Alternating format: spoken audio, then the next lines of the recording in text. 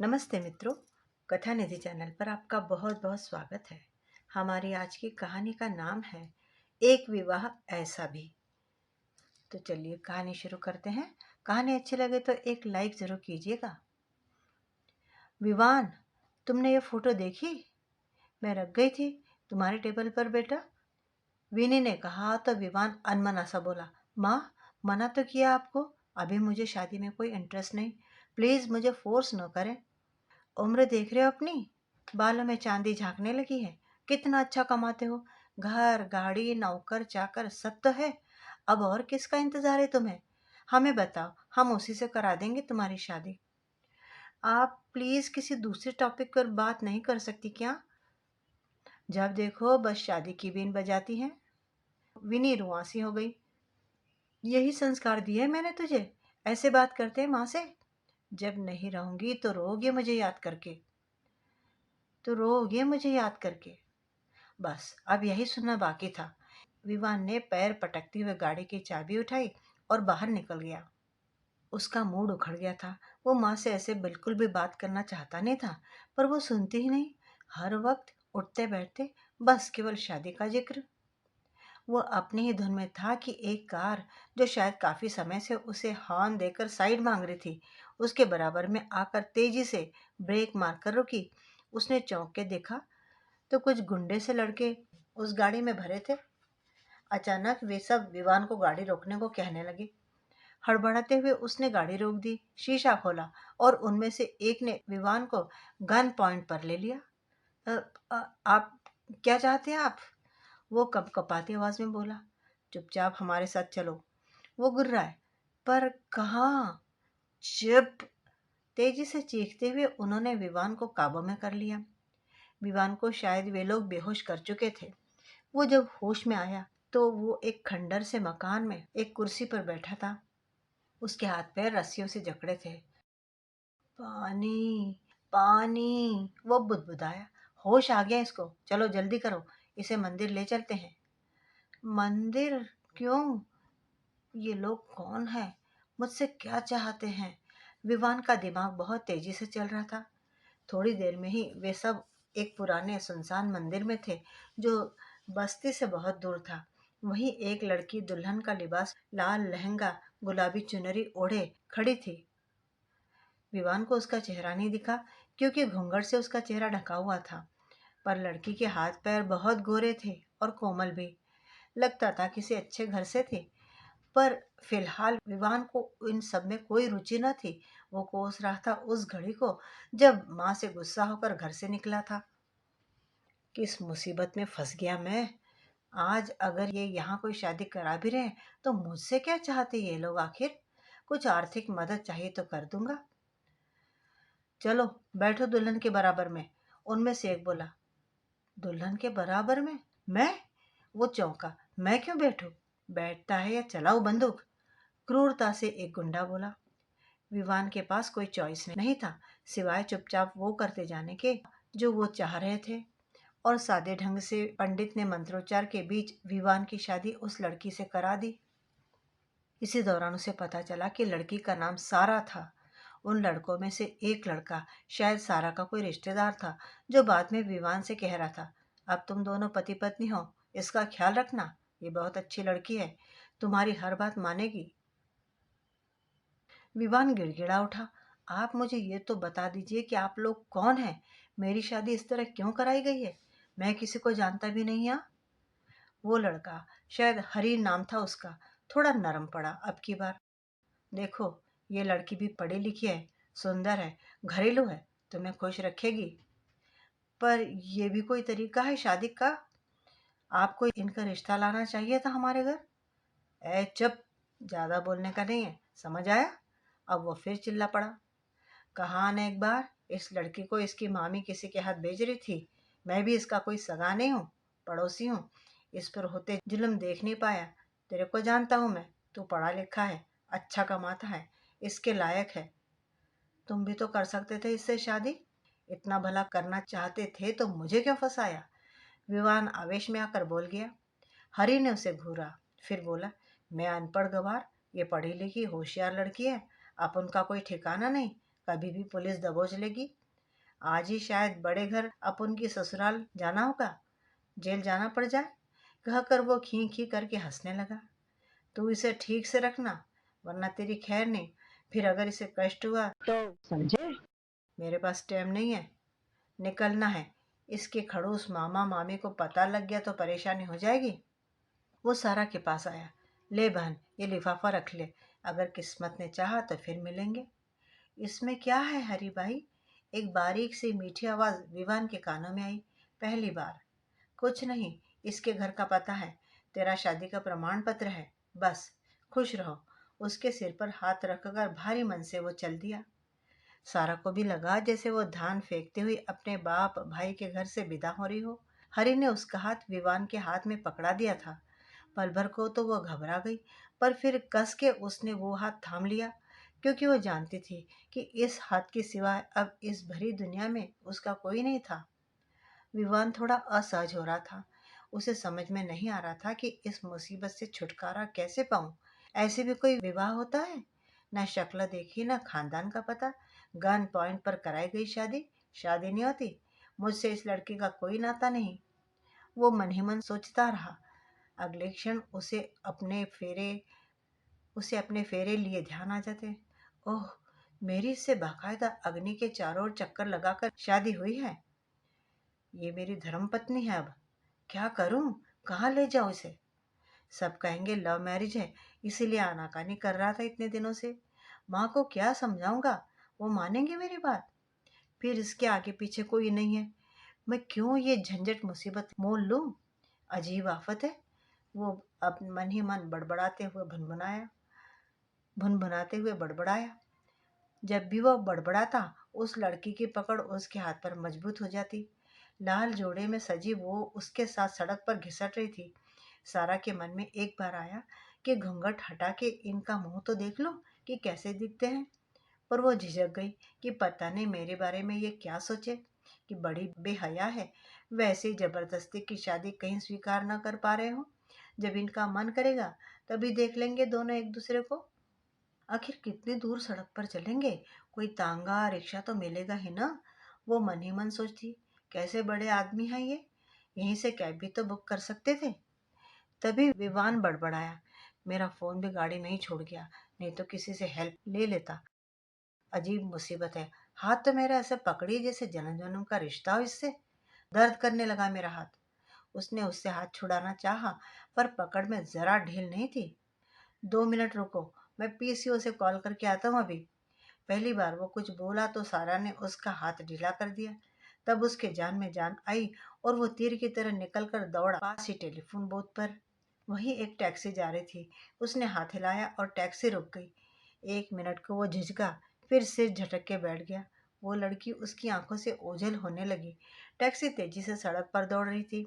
उधर सारा बेचैनी से उसका इंतजार कर रही थी। सारा का दिल घबराने लगा था। अब कहाँ चले गए? इतनी देर क्यों लग रही है? ठीक तो है ना वो? कहीं चले तो नहीं गए मुझे छोड़कर? इस बात का विचार मन में आते ही उसका जी धक से रह गया। नहीं नहीं, वो ऐसा नहीं करेंगे। उन्होंने मेरे संग अग्नि के सामने फेरे लिए हैं। वो तो जबरदस्ती के थे ना, वो क्यों मुझे अपनी पत्नी मानेंगे?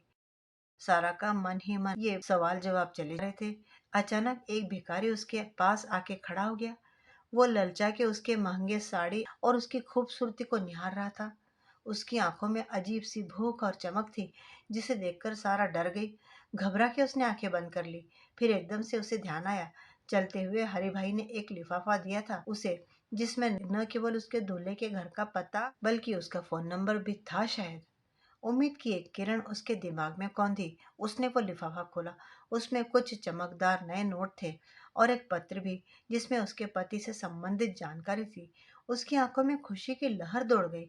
अब शायद वो उस तक पहुंच सकती थी। वो पत्र पढ़ने लगी। हरि भाई ने रुपए उसे उपहार स्वरूप दिए थे।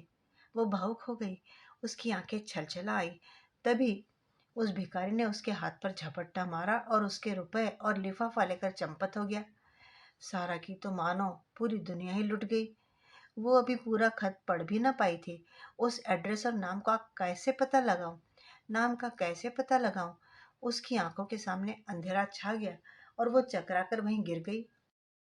जब सारा को होश आया तो एक ऑटो वाला उसके पास खड़ा था। क्या हुआ बहन, तुम बेहोश कैसे हो गई? सारा उसे देखकर डर गई। रोने लगी थी वो अपनी बदकिस्मती पर। क्यों रो रही हो बहन? तुम्हें कहाँ जाना है? चलो मैं छोड़ दूँ। इस दुल्हन के लिबास में अकेली क्यों खड़ी हो तुम? तुम्हारे घर वाले कहाँ हैं? उसकी बात सुनकर सारा फूट फूट के रो पड़ी। मेरा कोई घर नहीं, मैं अनाथ हूँ। मेरे पति ने मुझे छोड़ दिया शादी के दिन ही। ऑटो वाला आंखें फाड़े उसे देखने लगा। कौन आदमी ऐसा होगा जो इस अप्सरा जैसी दुल्हन को छोड़ जाएगा? तुम चाहो तो मेरे साथ मेरे घर चलो, वो बोला। नहीं, मैं रेलवे स्टेशन जाना चाहती हूँ।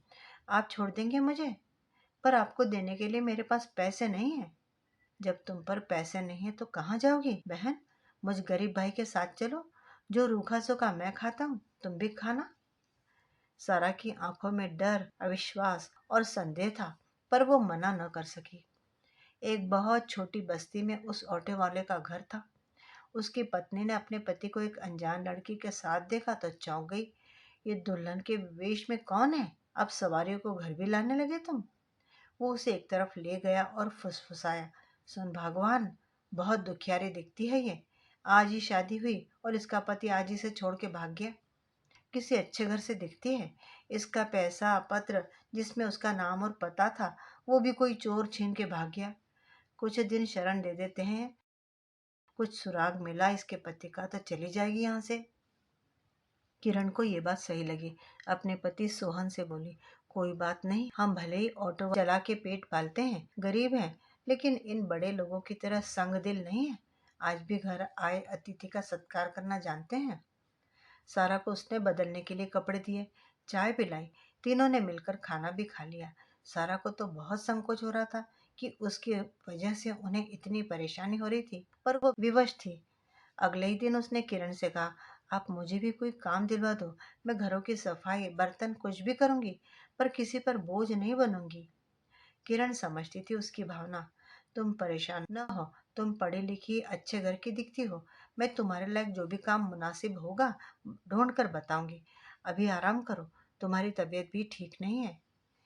उसकी बात सुनकर सारा की आंखें छलछला गई। उनके प्यार और अपनत्व को देखकर, जहाँ आप प्यार की उम्मीद करते हैं वहाँ आपको प्यार नहीं मिलता, और जब आप बदसलूकी के लिए तैयार हो उठते हैं वहाँ प्यार का सागर बरस जाता है।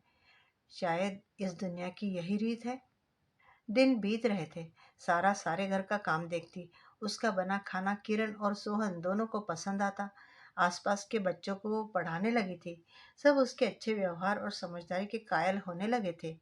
कोई हिसाब किताब कराना हो, कहीं चिट्ठी पत्री अंग्रेजी में लिखवानी पढ़वानी हो, सारा की ही पुकार लगती।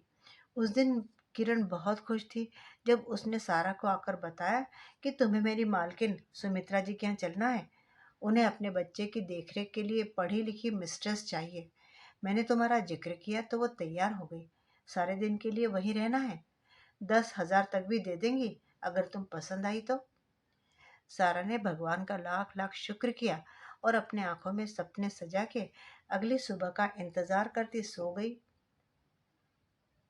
अगली सुबह सारा सबसे जल्दी उठकर तैयार हो गई थी। साधारण से सूट में भी उसका सौंदर्य खिल के निखर रहा था। तुमने नाश्ता खाना सब बना लिया बहन? किरण खुश होकर बोली। मुझे खुश के मारे रात भर नींद ही नहीं आई। बार बार यही लगता कि मैं आपके साथ काम पर चली जा रही हूँ। वो लजाकर बोली। चलो अब चलते हैं, मालकिन इंतजार कर रही होंगी। थोड़ी देर में वो दोनों एक शानदार कोठी के सामने जा पहुंची। किरण ने बताया कि ये लोग संयुक्त परिवार में रहते हैं। नीचे सुमित्रा जी मालकिन है और ऊपर पहले फ्लोर पर उनकी देवरानी रहती है। सभी लोग बड़े भले हैं। सुमित्रा जी ने सारा को ऊपर से नीचे तक गौर से देखा, फिर पूछा, क्या नाम है तुम्हारा? जी, सुनैना, सारा ने कहा तो किरण की आंखों में आश्चर्य के भाव तैर गए, पर आंखों ही आंखों में उसने उसे चुप रहने का इशारा कर दिया। सुनैना? हम्म। किरण बता रही थी कि तुम पढ़ी लिखी हो। जी, ग्रेजुएशन किया है। गुड, फिर कोई अच्छी सर्विस क्यों नहीं करती? आंखें झुकाई थी वो। किरण की रिश्तेदार हो? गांव से आई हो? जी, वो बहुत धीमी आवाज में बोली। देखो, हमारी बहू के 2 बच्चे हैं, उन्हें पढ़ाना भी है, देखभाल भी करनी है। अच्छा काम करोगी तो तनख्वाह और बढ़ा देंगे। आपकी बड़ी मेहरबानी होगी। किरण और वो दोनों एक साथ ही बोल पड़ी। कल अपना सामान ले आना, सामने वाला कमरा तुम्हारे रहने के लिए है, इशारा करते हुए वो बोली। सारा ने आश्चर्य से किरण की तरफ देखा। तुम तो कह रही थी कि दिन भर यहाँ रहना होगा, लेकिन ये तो सामान के लिए कह रही है। उन्होंने समझाया, भाई बच्चे छोटे हैं, रात को भी तुम्हारे साथ ही सोएंगे वे, इसीलिए तो इतना पैसा दे रहे हैं। कोई और चारा न देखकर सारा ने हामी भर दी। उस दिन सारा की खुशी का ठिकाना न था।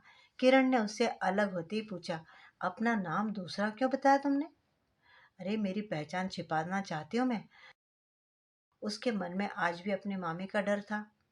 बहुत जल्दी ही सुनैना ने वहां सबका दिल जीत लिया। वो उनके दिए अच्छे कपड़े पहनती तो बहुत सुंदर दिखती। काम के नाम पर वो बच्चों के संग खेलती, उन्हें पढ़ाती, उनके संग अंग्रेजी में बात करती। सुमित्रा जी आश्चर्य में पड़ जाती। किसी भी दृष्टिकोण से ये गरीब घर की लड़की तो नहीं लगती। शायद कोई वक्त की मारी है। जब भी वो उससे कुछ पूछना चाहती तो वो टाल जाती। सुमित्रा जी की देवरानी विनी एक दिन उनके पास आई। सुनैना को देखकर दंग रह गई। कितनी प्यारी लड़की है। इसकी बोलचाल, रंग रूप बता रहा है कि ये कोई बड़े घर की है। वो खुद बहुत परेशान थी कि इसी मेड के लिए। उन्होंने पूछा, भाभी आपकी इजाजत हो तो इसे कुछ समय के लिए मेरे पास भी भेज दिया करें। कोई नहीं, जब बच्चे स्कूल जाएंगे तो ऊपर के काम कराया करेगी। तुम्हें तो कोई आपत्ति नहीं? एक्स्ट्रा पैसे दे देंगे उसके। सुमित्रा जी ने सारा से पूछा। फिर उसने विनी के पास भी जाना शुरू कर दिया। दरअसल कुछ ही दिनों में उनका पथरी का ऑपरेशन होना था। इसके लिए उन्हें कोई हेल्पर चाहिए थी। घर में इतनी काबिल समझदार मेड आती हो तो बाहर से क्यों बुलाए? एक दिन उन्होंने सुनैना को अपने बेटे विवान के कमरे में चाय देकर आने को कहा। चाय ले लीजिए सर, उसने कहा तो विवान को जैसे कोई पहचानी सी आवाज कान में आई। उसने चौंक के देखा। ये कोई नई मेड आई थी घर में। वो पल भर उसे देखता रह गया। कितना आकर्षण था इस लड़की में। बड़ी बड़ी हिरनी सी डरी हुई आंखें, गुलाबी होंठ, गोरा रंग और काली नागिन सी लहराती चोटी। सुनैना उसके ऐसे देखने से घबरा गई, लेकिन पता नहीं क्यों उसे पहली बार किसी का घूरना बुरा नहीं लग रहा था। वो कांपती आवाज में बोली, कुछ और लेंगे आप चाय के साथ? नहीं नहीं थैंक्स। वो हड़बड़ा गया, जैसे कोई चोरी पकड़ी गई हो उसकी। विवान भी जिस दिन से अपने तथाकथित दुल्हन को अकेला छोड़ के भागा था, चैन नहीं पा सका था। हर पल उसके मन में कचोट उठती थी कि उसका क्या हुआ होगा। वो कहाँ कहाँ दर दर भटक रही होगी। ऐसा नहीं कि वो सिर्फ सोचता ही था उसके बारे में। उसने उसे ढूंढने की भी कोशिश की, पर दोबारा वो कहीं मिली नहीं। वो किसी को बता भी तो नहीं सकता था इस विषय में, और बताता भी तो क्या? क्या ये कि मेरा अपहरण करा के किन्हीं गुंडों ने मेरी शादी करा दी थी, या कि ये मैं अपनी नवविवाहिता को सड़क पर अकेले छोड़कर भाग आया हूँ और उसी को ढूंढ रहा हूँ। अब भी जिस किसी दिन रात को सोते सोते उसे सपना दिखता कि वो दुल्हन बनी लड़की उसके पैर पकड़कर गिड़गिड़ा रही है कि मुझे अकेला ना छोड़े, सपने में भी वो कोशिश करता कि उसकी शक्ल देख ले। वो कोशिश करता, पर इतने में ही उसका सपना टूट जाता। अब उसे लगता था, काश उसने उसकी शक्ल देख ही ली होती एक बार। नाम तो शायद सारा था उसका। उसके भाई हरि ने यही तो नाम लिया था। कहाँ ढूंढूं उसे? वो भी तो पढ़ी लिखी है। यही बता रहा था उसका मुंह बोला भाई हरि। कुछ प्रयास वो क्यों नहीं कर लेती? लेकिन मेरा नाम, पता, शक्ल सूरत कुछ भी तो नहीं मालूम था उस बेचारे को। क्या पता करेगी वो? फिर वो खुद पर ही गुस्सा हो जाता, झल्ला उठता। मुझे क्यों वो इतना याद आती है? क्या गलती है मेरी? मैंने थोड़ी ही कहा था मुझसे शादी करो। विवान को लगता कि यह घटना उसे पागल ही न कर दे। एक तरफ माँ का प्रेशर शादी करने का, और दूसरी तरफ उस लड़की की अंतहीन यादें। अचानक उसे हंसी आ गई। इन दोनों चीजों के बीच में ये आज अचानक इस नई मेड का आना हुआ और उसके दिल में हलचल मच गई। ये जिंदगी भी कितनी अजीब है। उसकी माँ रोज नई सुंदर से सुंदर लड़कियों की तस्वीरें दिखाती उसे। उसे उनमें कोई रुचि नहीं। जिसे तकदीर ने जबरदस्ती जोड़ा, उसे छोड़ा है अपनी मर्जी से। अब वो याद आके सताती है, और आज पहली बार किसी लड़की, वो भी एक साधारण सी मेड को देखकर ये दिल में घंटियां क्यों बज रही हैं? ये जिंदगी मेरे संग क्या खेल खेलना चाह रही है? वो सोच में पड़ गया। उस दिन सुबह से घर में बहुत रौनक थी। दूर दूर से मेहमान आ रहे थे। सुनैना को बिल्कुल भी फुर्सत न थी। दौड़ दौड़ के सबके नाश्ते पानी की व्यवस्था करने में जुटी हुई थी। आज विवान का बर्थडे था। सुबह घर में हवन था। विनी ने सुनैना को कहा, सारी सामग्री लाके दे दी ना पंडित जी को? हाँ माँ जी। और मेहमानों को शरबत? जाकर बाहर सामान उतरवाओ सुनैना। हर एक के जुबान पर बस एक ही नाम था, सुनैना, और वो भी फिरकी की तरह घूम घूम कर सारे काम निपटाती रही।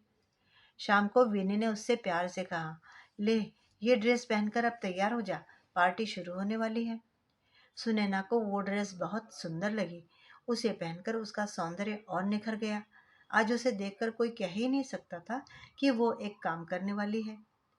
विवान के दोस्तों का पूरा ग्रुप आ चुका था। सब हंसी मजाक कर रहे थे। इतने में ही विवान के पापा के दोस्त अपने परिवार सहित पहुंचे।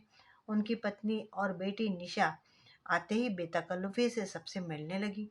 सुनैना को लगा था कि ये लोग शायद इनके करीबी रिश्तेदार हैं।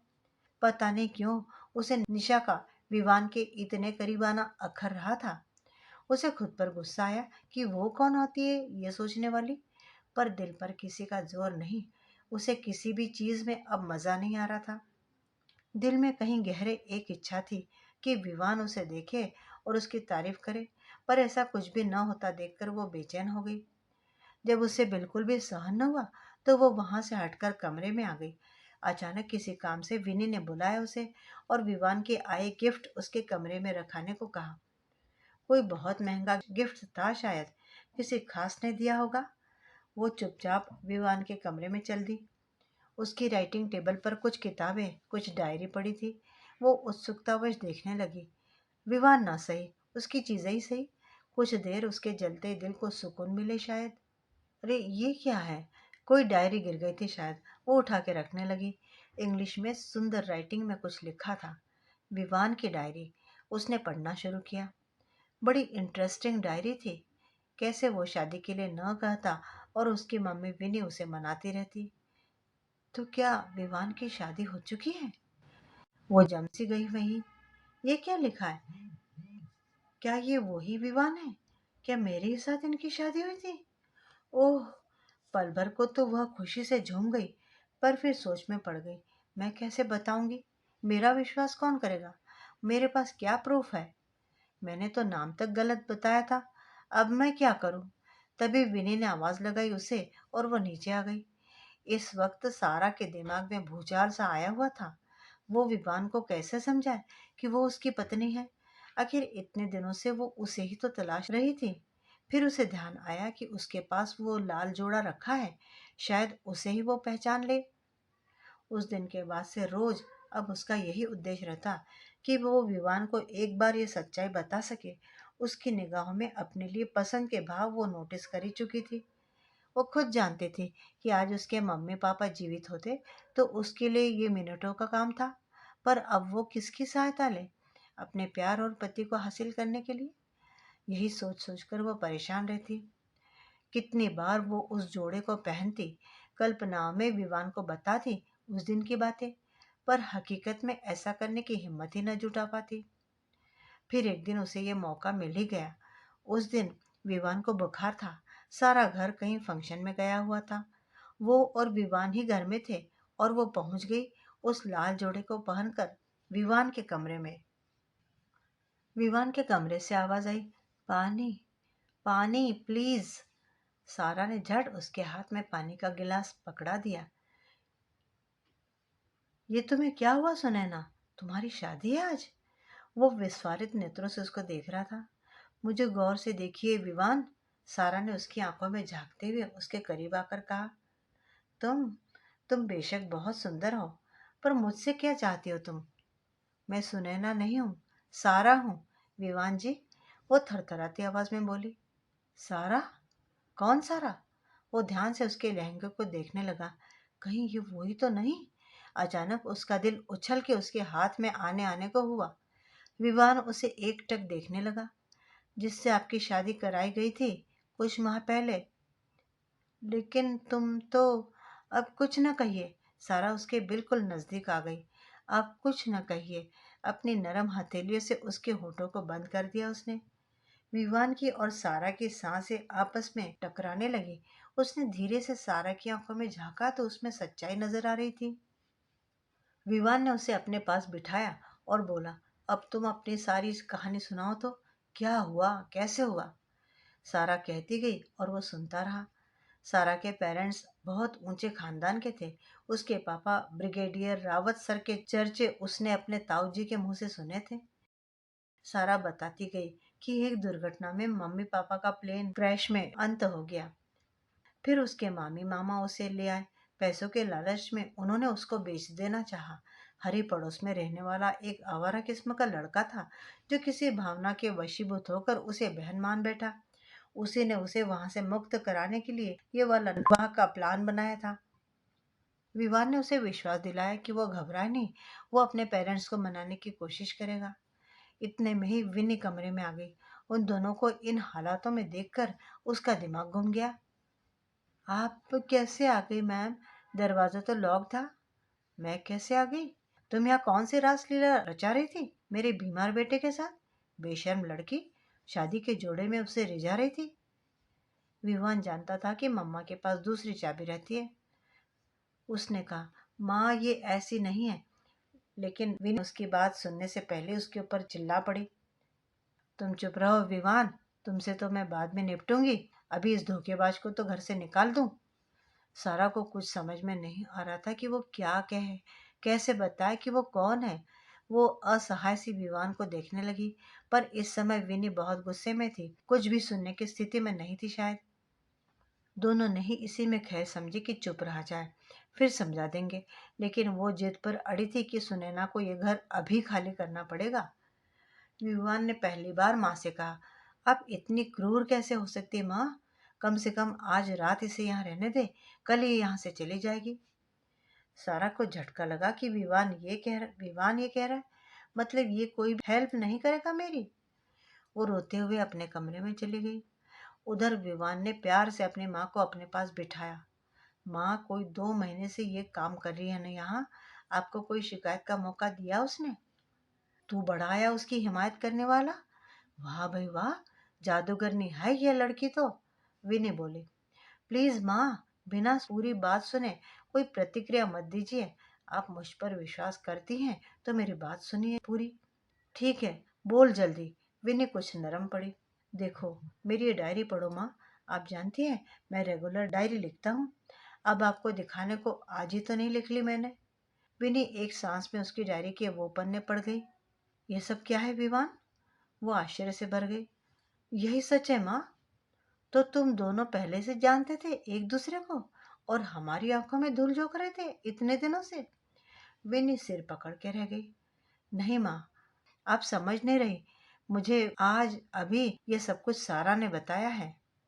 अब ये सारा कौन है? विनी ने पूछा। मतलब सुनैना ने। उसका असली नाम सारा ही है। बेटा, मैंने धूप में बाल सफेद नहीं किए तो क्यों नहीं कह देता कि तू उसके रूप जाल में बुरी तरह फंस चुका है? कहकर विनी रोने को आई। ओह माँ, मुझे आपसे ये उम्मीद नहीं थी। ठीक है, अगर आपको वो फ्रॉड लगती है तो निकाल दीजिए कल घर से। लेकिन साथ ही साथ आप अपना बेटा भी खो देंगी। धमकी दे रहा है अपनी माँ को? तू भी चला जाएगा उसके साथ? नहीं माँ, मैं और किसी से शादी नहीं करूँगा। वो मेरी पत्नी है। मैं कब से उसे ढूंढ रहा था। फिर इसका घर परिवार भी बहुत प्रतिष्ठित है। वो अलग बात है कि इसके सगे लोगों ने ही इसके साथ धोखा किया है। और अब हम भी। वो रात सब पर बहुत भारी थी। सारा सारी रात रो रही थी कि कल ये घर, उसका अपना घर, ससुराल, उसे छोड़ना पड़ेगा। पता नहीं किस्मत कहाँ ले जाएगी अब। इधर विवान को समझ में नहीं आ रहा था कि माँ को क्या हो गया है। क्यों नहीं समझ रही साधारण सी बात। वैसे तो क्लब में जाकर स्पीच देती है, कितनी अनाथ लड़कियों का कन्यादान भी करती है। आज अपनी ही बहू को स्वीकारने में ये झिझक कैसी? और एक तरफ खुद विनी थी। क्या करूं? लग तो रहा है विवान और सारा सही कह रहे हैं। कभी कोई ऐसी हरकत नहीं की इन्होंने जिससे इन दोनों में से किसी पर शक हो? लड़की तो सुंदर है, संस्कारी भी है, पढ़ी लिखी है और अच्छे घर की भी है। और क्या चाहिए हमें? अगली सुबह सारा एक बैग में 3-4 जोड़ी कपड़े डाल के विनी के कमरे में पहुंची। उसकी आंखें सूज कर लाल हो रही थी। लगता था पूरी रात रोई थी। धीरे से बोली, जा रही हूँ माँ, हो सके तो माफ कर देना आप। कहाँ जाओगी? वो कड़कती आवाज में बोली। जहाँ किस्मत ले जाएगी, वो खोई सी बोली। किस्मत तो ले आई ना तुम्हें, तुम्हारे घर, तुम्हारे अपने घर। क्या? सारा ने चौंक करके उन्हें देखा। विनी ने अपनी बाहें फैला दी और सारा को अपने सीने से लगा लिया। वो धीरे धीरे उसके बाल सहलाने लगी, पीठ सहलाने लगी। अब कहीं नहीं जाना बेटा, कब से इस घर को सिर्फ तुम्हारा ही तो इंतजार था। मेरे विवान को संभाल ले अब। मित्रों, अभी आप सुन रहे थे कहानी एक विवाह ऐसा भी, जिसकी लेखिका है संगीता अग्रवाल जी। उम्मीद करती हूँ कि कहानी आपको ज़रूर अच्छी लगी होगी। एक लाइक ज़रूर कीजिएगा। कहानी के बारे में अपनी राय भी कमेंट बॉक्स में ज़रूर लिखिएगा और चैनल पे नए हैं तो चैनल को सब्सक्राइब ज़रूर कर लीजिएगा। कहानी सुनने के लिए बहुत बहुत धन्यवाद।